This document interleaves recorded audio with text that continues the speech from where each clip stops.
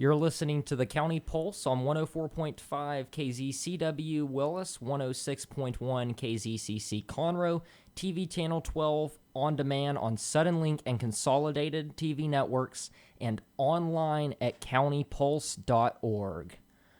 Well, this week, this is basically going to conclude out our Woodlands Township, basically just county elections in general, series that we've been doing for the past, 3 months, guys? 3 months? Or 2 months? 3 to 2 months. Yeah. Something like that. Yes, this is going to close out that series. We have Mr. Bruce Rieser. He is running for Woodlands Township position number 4. So again, this is going to close out this series as Election Day is on Tuesday. You're going to hear this airing live today, Thursday, October 29th at 1 p.m. So if you're listening right now, remember there's just basically a day and a half left of early voting. So you have until tomorrow to get in and do early voting because the polls are going to be crowded on Tuesdays. So I would suggest getting in there early. You want to go ahead and introduce Mr. Right. Rieser? So, like as Jack mentioned, we're concluding our interview series, and today we have a very special guest. He has had 33 years career in the airline industry, starting by learning how to drive forklifts as a union cargo agent. But he's risen to be a director of Properties of the Americas, where he was responsible for all the real estate assets and airport relationships in the Western Hemisphere. After retiring from the BA in 2010, he set up his own consulting firm, SKR Consulting. And currently, he is the lead consultant at the $1.3 billion Mickey Leland International Terminal project. Now, he has served for our community over the past 4 years on the Woodlands Township Board of Directors, where he has been the chairman of Visit the Woodlands, the chairman of the recently named Woodlands One Water Task Force, has been appointed to the Budget Task Force, and currently is the director for the Woodlands Township Board, Position 3, where he is running for re-election for a 3rd term. So please welcome Mr. Bruce Rieser. How are you today, sir? I'm really well. Thank you for having me on today. And as I said, better late than never. I'm glad that we got a chance to hook up and talk for a while. Definitely. Yeah. Thank you so much for coming on. It's a pleasure. Now, Mr. Rieser, you have said that your bid for 3rd term is about finishing unfinished business. What does that entail? Well, the COVID crisis that hit the country this year, we had to put a lot of things on hold on the board.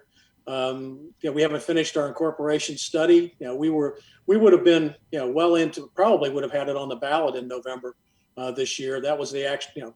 I don't know if you can say it was a plan, but we would have finished the study. We would have been doing public outreach and explaining the pros and cons of potential incorporation, leading up to a public referendum on that particular item. So that's number one. Number two, the Drainage Task Force, which is now One Water Task Force, as of last week. We're really starting to build some momentum, and we've actually got applications into the Texas Water Development Board to do some 3 different projects up in Walker County that could have a significant impact on Spring Creek, to the point of, I think, almost eliminating structural flooding risks along Spring Creek in the Woodlands and downstream, perhaps even into Humble. So that's really big. It's probably the biggest thing this community has tackled in 25 or 30 years. I'd like to see it through. If you don't mind me asking, what does the incorporation study encompass? Because you're the first candidate that's mentioned a study on incorporation. Well, we actually commissioned this study almost 2 years ago to go through and look at all the aspects of incorporating. How we do it. What's involved. How we go transition from this special purpose taxing district to a general law city and then on to a home rule city. The costs involved, the mechanisms that we would use. It's been a huge study. It's over $1 million that we've spent studying this. And as I said, we were ready to wrap it up in March, April, and go into the public phase of explaining the study. And everything was put on hold with COVID. Okay, very interesting. Now, Mr. Rieser, you've talked about in the past that you are pro-incorporation, right? So given that stance, how is your viewpoint specifically for incorporation, and are you planning to implement it if you get reelected? No, you need to understand that, Sanat, that the board cannot incorporate the woodlands. Right. The only thing the board can do is actually call for a public referendum on incorporation, and a referendum on the proposed maximum tax rate for the first 5 years. I think incorporation is the only way that we'll be able to maintain this community long term, the way that we've grown to love it. We don't control our roads. We don't control our geography. We don't control our policing. Um, you have a myriad of special purpose taxing districts that are providing services for you through, mud districts, municipal utility districts that control the water. You've got a road utility district that funds roads. I just think that at this point in our history, and even George Mitchell, in his book and in all of his plans, when we got to this point, he expected us to be part of the city of Houston or to be incorporated as a home rule city. We're 118,000 residents, and the county really isn't equipped to effectively manage densely populated urban areas. And that's why, even though the Woodlands produces about 35% of the total property taxes in all of Montgomery County, we still have to pay another $8.5 million to the county for patrol services, for example. I just think it's inevitable for this community, because I don't think that anybody. I mean, this all really started back in 2015 when the county attempted to take Woodlands Parkway and extend it out to 249, with the knowledge that doing that would actually fail every one of our intersections on Woodlands Parkway from 2978 into Kirkendall. So that's really what got me to run for office in the first place, was to say, look, it's time for us to at least get the input, the official input, in my view, from the residents about how they want to be governed. I shouldn't be sitting up here as a member of a 7-person board and saying, I just don't think you guys are ready yet. I really think people are, and especially in this community, are highly educated, and they understand what the ramifications are, and whatever decision they make is fine. Vote it down, I'm okay with that. But I do think that we've reached the point. We became this special purpose taxing district was formed in 2007. It's been 13 years, and I think it's time that we go to that next step. Yeah, for sure. And as previously mentioned, I'm taking it back a little bit, but you've served in various committees and organizations, not only here but in other places. And would you just mind going into some detail about some of these positions that you've held? You mean on the board? Just on the board, or I know you're chairman on Visit the Woodlands and these different Visit the Woodlands has been a real treat for me. I mean, having a 30-year career in the travel business, I understand travel and tourism probably as well as anybody. And working with Visit the Woodlands has been fantastic. You have to remember that it was the Woodlands CVB when I took it over back in 2016, and we had just started the transition to take us from being an event planning organization, like the Red Hot and Blue, summer deal and fireworks and so on, and morph us into a marketing organization, which I've done. And we now have one of the most dynamic marketing organizations of any community of our size in Texas. It's been recognized by their peers and by outside agencies as doing an excellent job. I think over the last 4 years they've won 15 or 16 awards from different travel industry partners and from the Texas Tourism division.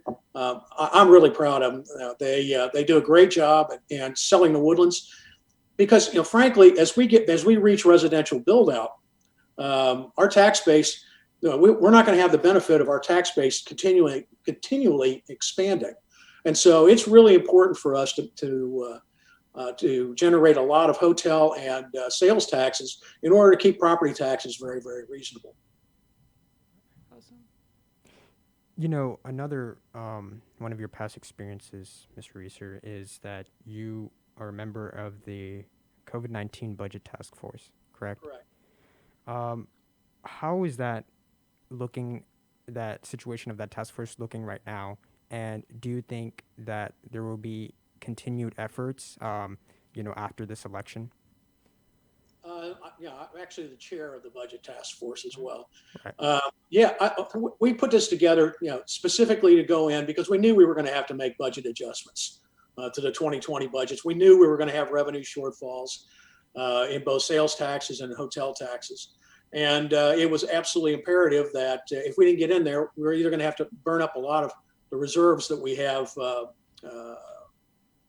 amassed over the last few years, or we were going to have to cut services. And neither of those options was really palatable. So we got in and really with very little drama, took about 5.5% out of our operating budget. We slashed Visit the Woodlands budget by over 40%. And deferred some capital projects. And fortunately, with the benefit of some CARES funding that we got to prop up our transportation services, our park and ride service and trolleys, we're projecting a budget surplus for the end of the year. And we've implemented the lowest tax rate in the history of the township at 0.213 cents per $100 valuation. And we did that without a lot of drama. We didn't lay off any township employees. Maintained all of our services at the highest possible level.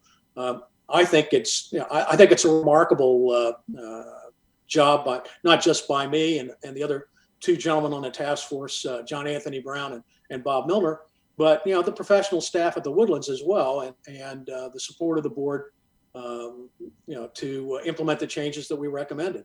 I think the budget task force will continue in operation going forward because one of the things it really did for us this year was made it very clear about what our priorities would be in the budgeting process this summer. We probably, it was probably the smoothest budget process I've seen of the four I've done so far, because we all knew going in where the revenue projections were going to fall, and where our expenses were, and the projects that the other departments were proposing to add for the year. So I think there's a real value in it, and I think it'll continue. Speaking of continued challenges, Mr. Rieser, you are said in the past that one of the biggest challenges that faces the Woodlands is the traffic and mobility issue. What have you been doing in the past to, combat this issue or mitigate the issue? And what shall we do in the future? And what do you plan to do in the future?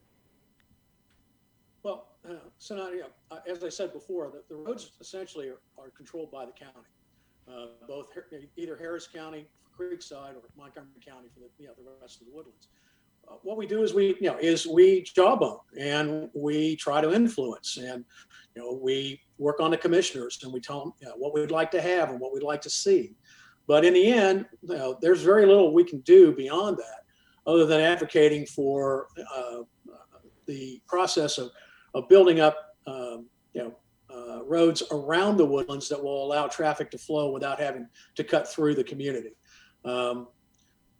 We really are going to end up, at some point, very similar to the city of Bel Air in Harris County, which is on the western outskirts of the city of Houston.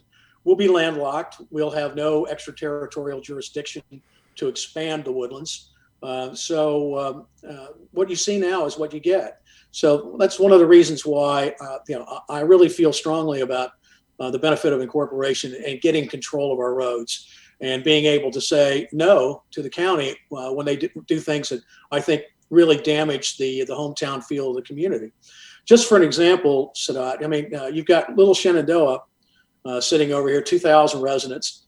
They've successfully kept TxDOT from doing a flyover onto Research Forest for years. They also managed to get Grogan's Mill, which was originally on the county boulevard plan, off it by just saying we're just not going to participate, taking the right of way and building houses on it. Forced the county to take it off the boulevard plan. They also managed to along with help from Gordy Bunch and myself, convinced the county not to build an overpass at Research Forest and Grogan's Mill, which was a big topic early in the year this last year. So right now, the only thing we can try to do is influence. If the residents of the Woodlands decide that incorporation is a good idea, that changes the game.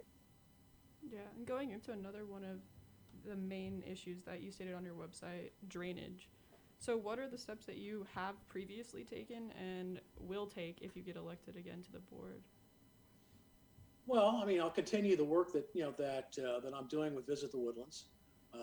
We'll be in a recovery mode, obviously, for the next year or so, as we try to promote the local businesses in the area and help them survive what has been a really traumatic experience for a lot of small business owners in our community. We'll continue to work on adding amenities that make the Woodlands a world-class place to visit. We're hopeful that the pavilion next year will be able to operate normally, and if so, it'll probably be the biggest. Matter of fact, not probably, will be the biggest pavilion season in the history of the Cynthia Woods Mitchell Pavilion, and that'll drive an awful lot of revenue for us as well. But I just think that the primary task for me for the next 2 years really is to close out the incorporation study, continue to promote the Woodlands as a great destination, and try to move us to the next step. I'll be 70 years old in January. This is probably my last rodeo as far as I just kicked me off here. My own computer just kicked me off for a second. Hold on, man. We can still hear you. Okay, great. Can you see me too? Because I can't see you now. Yes, we can see you too. Okay, great. Because as we go through this, if we put this referendum on the ballot and we're successful, we would become a general law city. Then you'd have to elect a city council. You'd have to appoint a home rule committee to draft up a home rule charter. There will be a lot of work left to be done.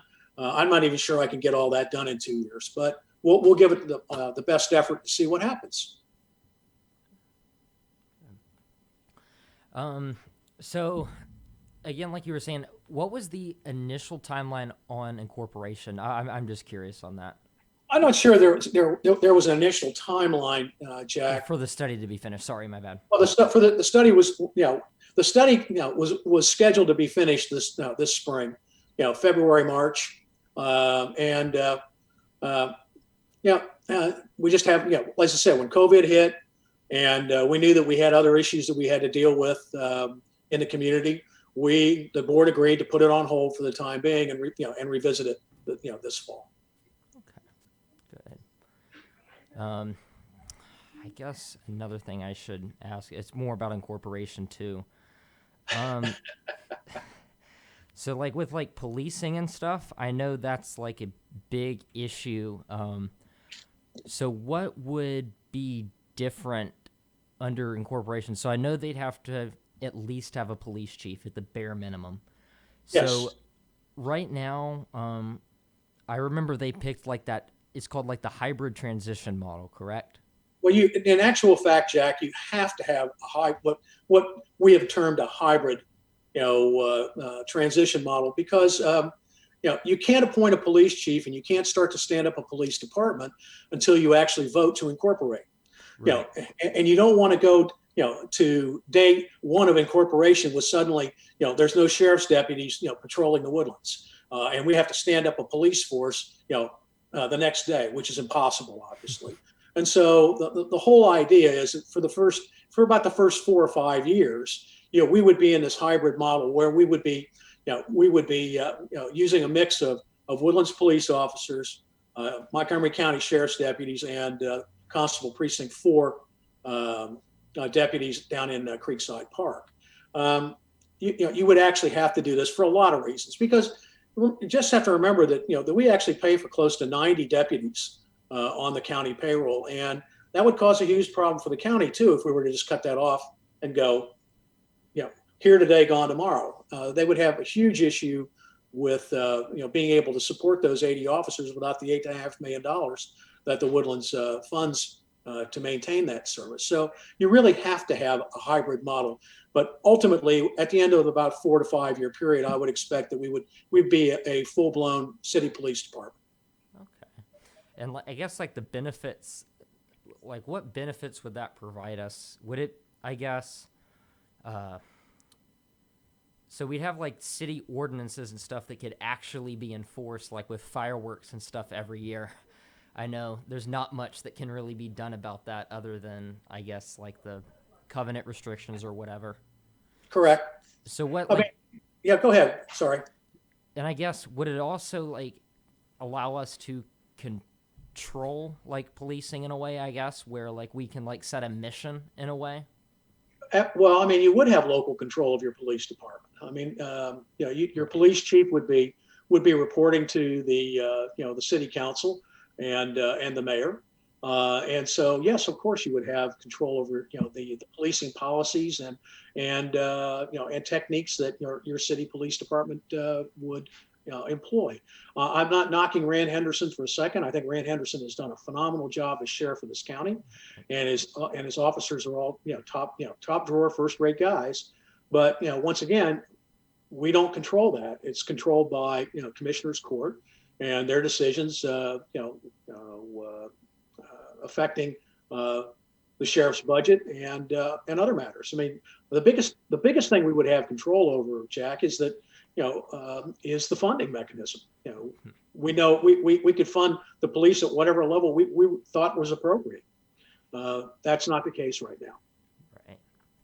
And this is still on that topic, but kind of off topic, I guess. So like, I know this is a really specific problem, but so like dispatching. So I know in our county, every single city like Shenandoah, Montgomery, Magnolia, and I think Splendora and like Patton Village, all those places, they do their dispatch through the county. Would we plan on continuing to do that, or I know that's probably like an ongoing. That's probably part of the study too, and that's definitely a big decision to be made because I know Conroe.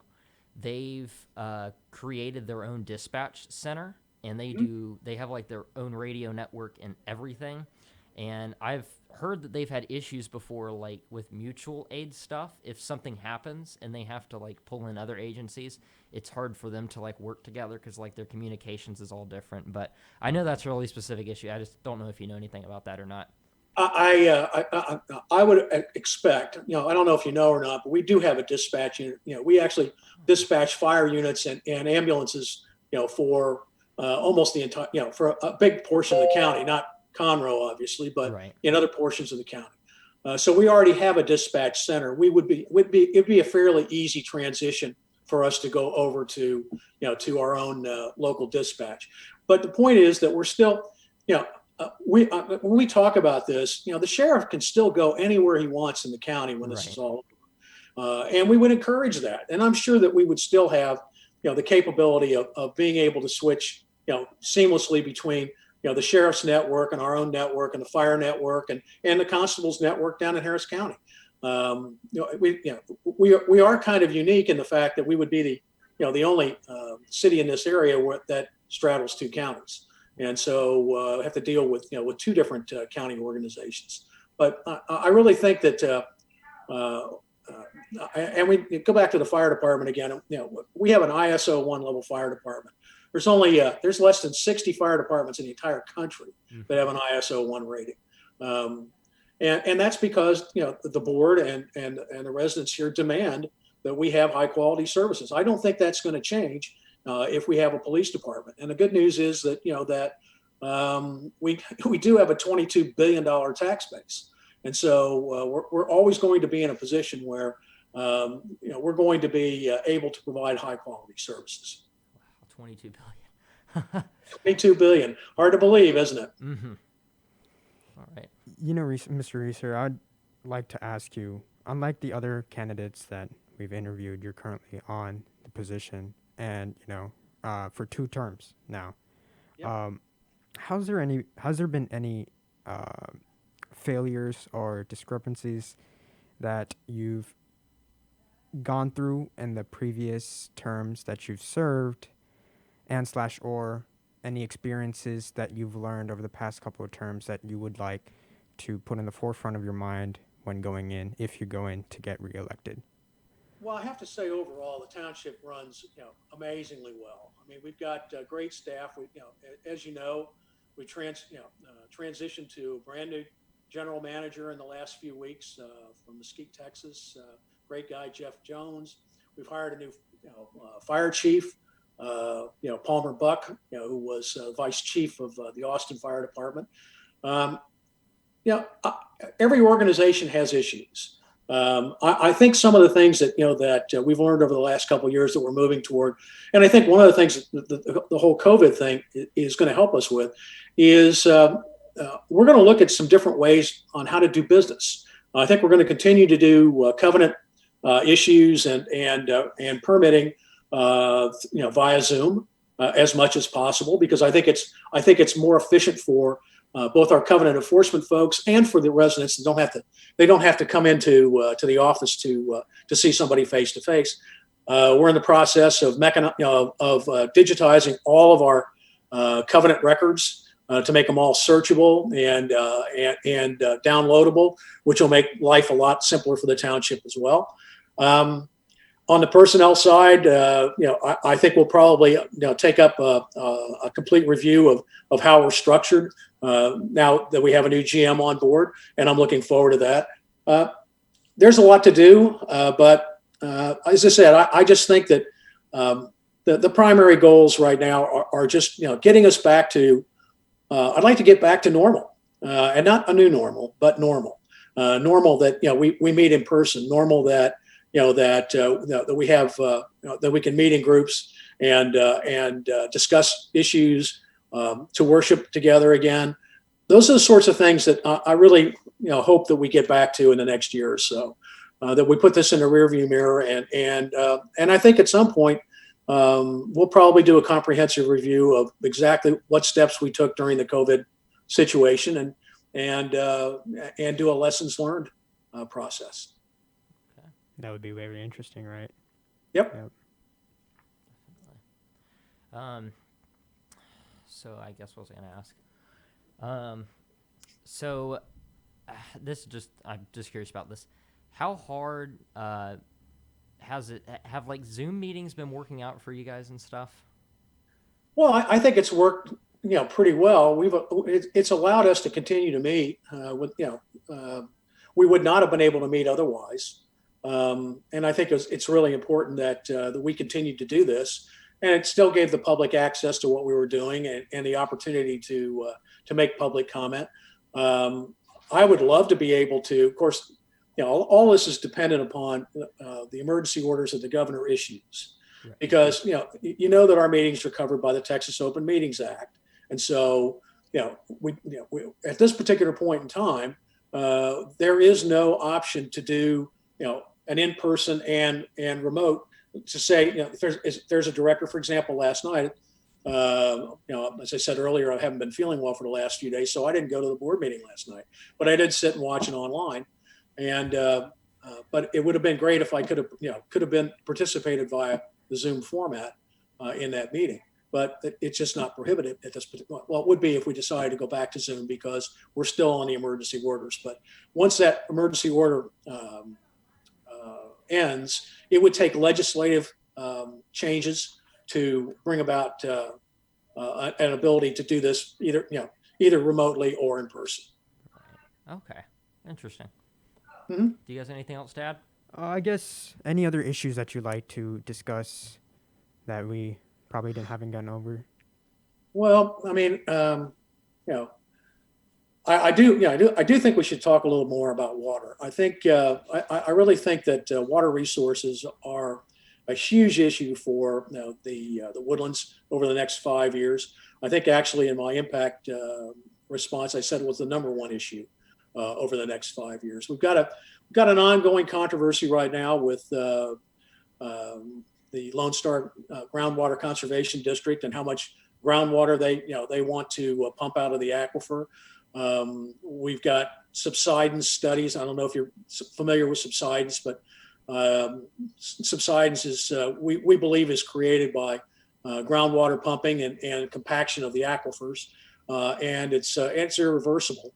Plus the fact that several of the communities in the county agreed to begin the conversion to more surface water usage 4 years ago, and there's been a ton of litigation over the last 3 years between Lone Star, the city of Conroe, over those contracts. And so we've got a lot of issues that we're going to be facing over the next few years. If we're forced to go back to 100% groundwater pumping, I don't think that's good for this community, and I think it will have an impact on our ability to continue to develop South County.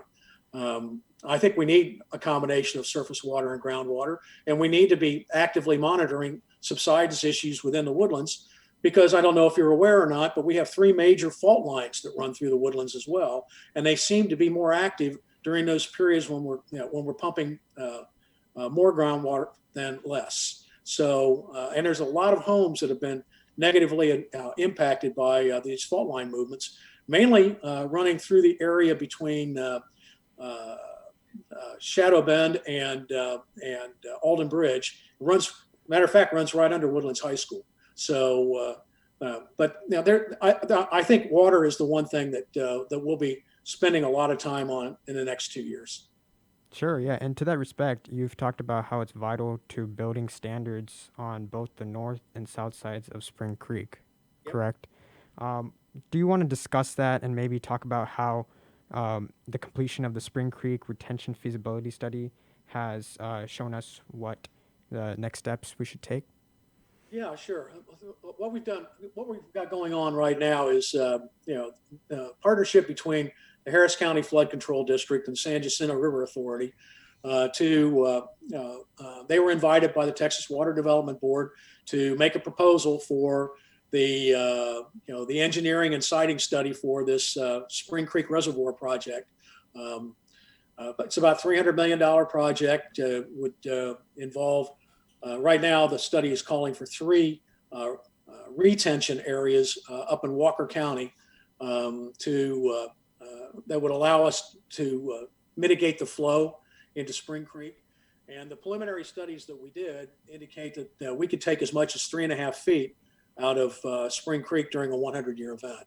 That is significant, especially when you consider that during the last 3 flooding issues that we had, Harvey, the Tax Day, and the Memorial Day flooding incidents that we had, in the woodlands, almost all of the flooding was 18 inches or less in structures. So if we could get that level down 3.5 feet, I'm not a hydrologist, but I think that would allow us to keep all of our structures high and dry. But as you know, Harris County, after Harvey, has been very aggressive in modifying their development standards. They passed a $2 billion bond issue for water improvement projects, which Montgomery County is actually getting some benefit from, up to the tune of about $25 or $30 million that's in that bond that's earmarked for Spring Creek improvements. So I think that the task force has done a phenomenal job, and it's the only one like it in Texas. Texas has finally decided to put together a water policy board. They've just announced the makeup of that particular board, which is something I've been asking for 4 years. I've been lobbying to say that the state of Texas needs to have a single entity that controls all of the water resources in Texas. And so the state is moving in that direction. But essentially, this committee came from nowhere 4 years ago. And now we've got over 30 different agencies that are involved in water making policy, meeting in the same room every month and talking about what we can do to make things better. And we're making an enormous amount of progress. We've done a lot of little local projects here in the woodlands. We've got a $9 million project to improve the Bear Branch outflow that has been approved by the Army Corps of Engineers, and that's also in the permit process to TWDB. So, as I said, I think that we've really done some remarkable things on that front, and truly remarkable in the fact that we have no legislative or authority over any of those agencies. It's just getting everybody in the room and talking about what we need. And it's been great to see everybody work together to try to make this happen. Exactly. Yeah. As you mentioned, It's really remarkable. Exactly. You chair the township's One Water Task Force, correct? That's correct. For the And you've last 4 years. expanded the scope of it to include surface water, groundwater, and subsidence issues, in addition to Yep. your work in stormwater mitigation. So, would you say that expansion of what the concerns? Would you say that definitely will aid in the issue? Yeah, I mean, and the township board approved that scope change at last week's meeting. Well, it allows us to bring other people to the table. We'll invite a member of the Lone Star Groundwater District. We'll invite a member of the GMA 14, which is the groundwater management agency that works this particular area. We'll invite a representative from the Houston Galveston Subsidence District to join us, and we'll be able to talk about all the aspects, because frankly, what you find out when you deal with water issues is that when you change the parameters on one part of the equation, it has impacts in other areas. All of them are related, it's amazing, how all these items are tied together, and yet you have, as I said, dozens and dozens of different agencies that are responsible, for little pieces of this pie. But not so much somebody that stands there and says, hold on a second, if we do that, I've got a problem over here, how do we manage that? Mm-hmm. For example, how do we continue to pay the bonds on the surface water treatment plant that we built in Lake Conroe 5 years ago? Mm-hmm. If we go back to groundwater? And the answer is we can't. And so you've got to find a balancing act here that allows us to do the optimal things to make sure that we keep water reasonably priced, but more importantly, readily available for everybody, and to manage drainage and stormwater more effectively than we have, because